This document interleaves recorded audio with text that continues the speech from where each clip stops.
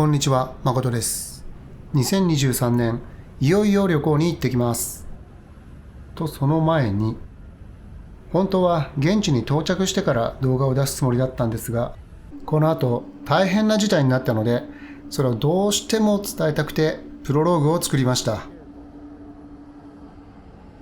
旅行自体はすごく良い旅だったので、楽しんでいただければ幸いです。今回は弾丸で複数のリゾートに行きます。最初にどこに行くかはこの動画の最後に発表します。今回の旅行、レストランにはこだわったんですよ。と言っておきながら最初は羽田空港の回転寿司です。でも美味しいんだよな。今回関空から出国なので、まず羽田から関空に行きます。エコノミーシートの先頭でしたけど、足元広くて快適ですね。関空初めて来ました。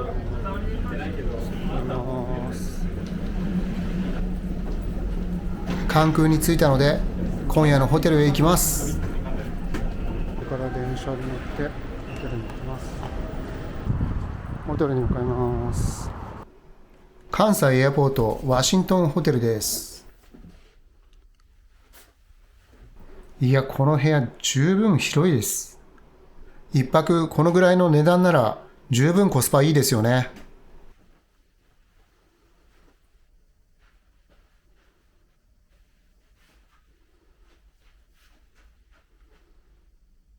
バスルームはこんな感じですね。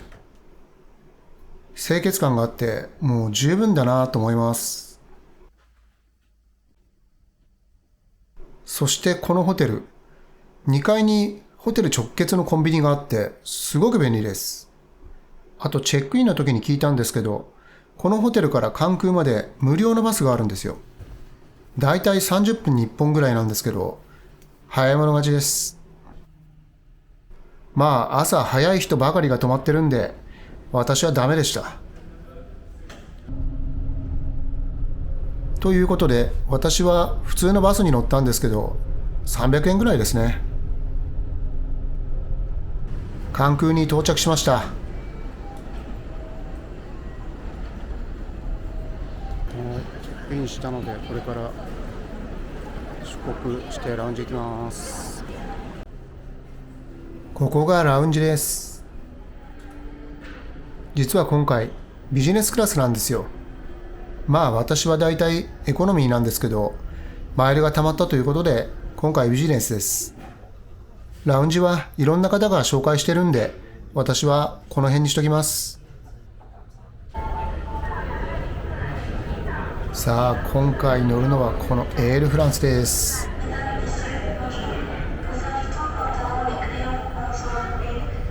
ということはだいたい想定つくと思いますけど、まずはパリに向けて出発します。ちなみに行き先はパリじゃないです。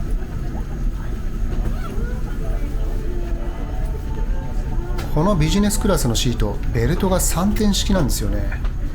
正直使いづらいです。寝てる時に鎖骨のあたりに食い込むような感じするんですよね。今回食事を楽しむ旅行ということで、一応機内食も取りました。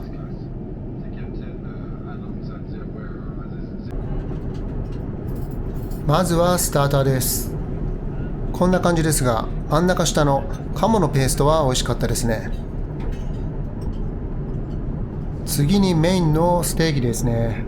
肉は柔らかくて美味しかったですね。そしてチーズですけど、私的には普通かなと思いました。最後にデザートですが、この抹茶のエクレア、私は好きな味ですね。まあこれこそ普通の味かもしれないですけどね。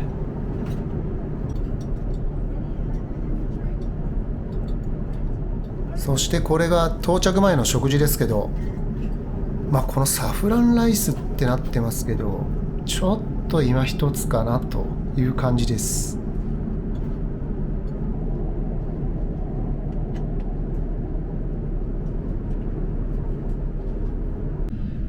パリに到着しました。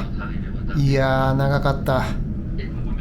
いや、これほんと長いですよ。そしてこのシャルル・ド・ゴール空港でトランジットします。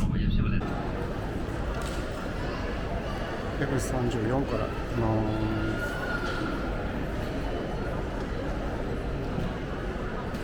少し時間があるのでエールフランスのラウンジに行ってみました。ラウ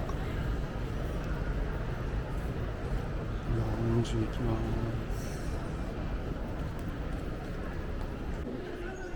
す。ラウンジ内は広くて一面ガラス張りです。とても眺めがいいです。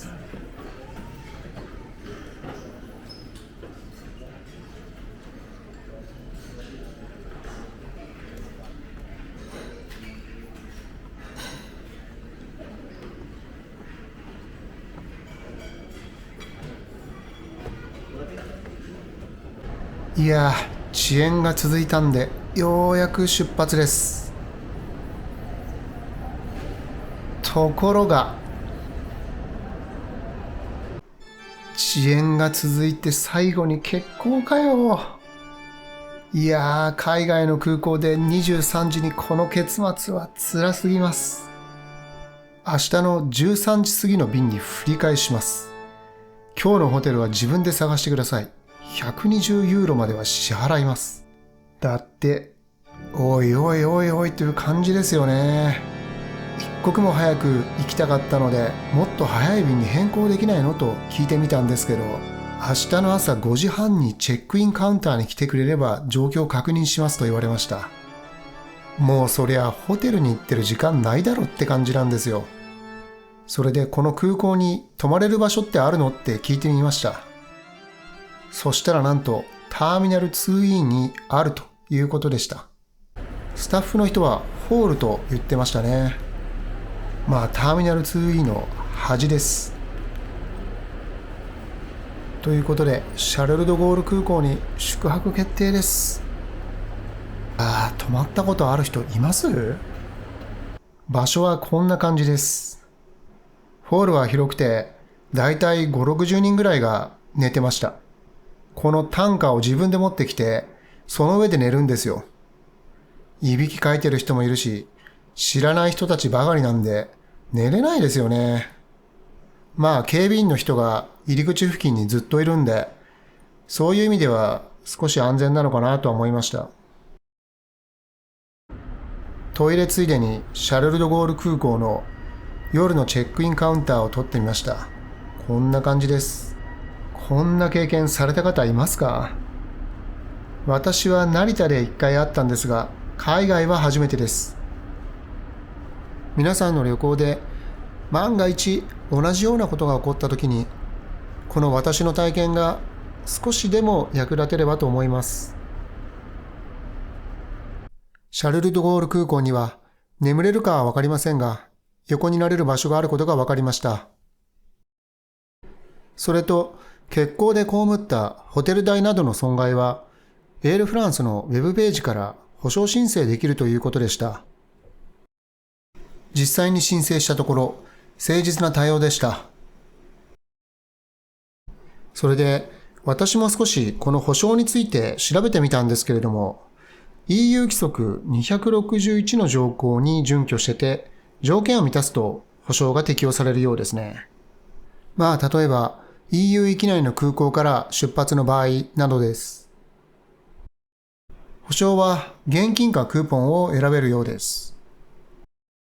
現金の場合なんですが、欠航となった便の状況に応じて返金される額が違うみたいですね。また、クーポンの場合も同様ですね。これだと予約してたホテル代が2万円だから2万円返してというわけではなく、一律で額が決まっているようですね。あと、この EU 規則261の条項なんですが、エールフランスだけじゃなくて、すべての航空会社に適用のようですね。なので、EU 域内で遅延欠航があった場合、その航空会社のホームページを確認するといいと思います。何をサポートしてくれるのかわかると思います。私は知らなかったんで、まあいい勉強になりました。エールフランスについては、詳細に記載されているウェブページのリンクを概要欄に貼っときますね。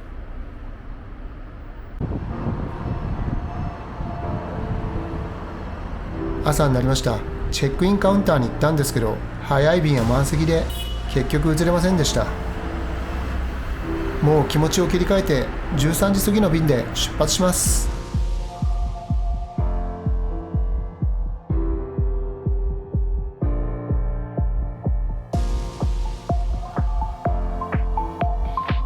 いやー、ようやく今年の旅行もスタートです。それでは最初の目的地へ行きましょう。南フランスのリゾートニースです。